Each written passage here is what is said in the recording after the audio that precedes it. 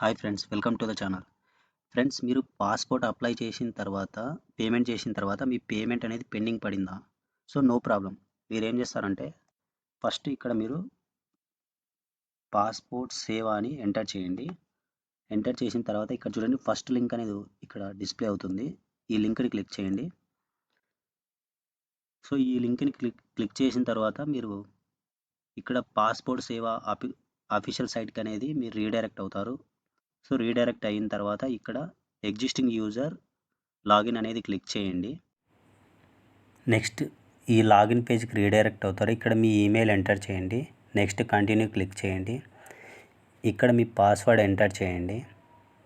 So next ఇక్కడ captcha కనిపిస్తుంది కదా, ఆ క్యాప్చాని ఎంటర్ చేయండి.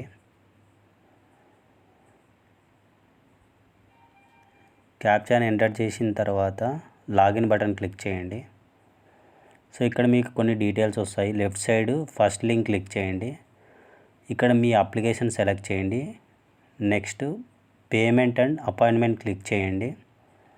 క్లిక్ చేసిన తర్వాత ఇక్కడ చూడండి ట్రాక్ పేమెంట్ స్టేటస్ క్లిక్ చేయండి. నెక్స్ట్ ఇక్కడ మీకు కంప్లీట్ డీటెయిల్స్ వస్తాయి. ఇక్కడ చూడండి పేమెంట్ స్టేటస్ అనేది పెండింగ్లో ఉంది.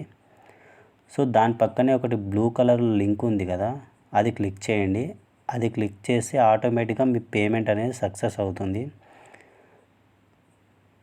సో ఇంతే ఫ్రెండ్స్.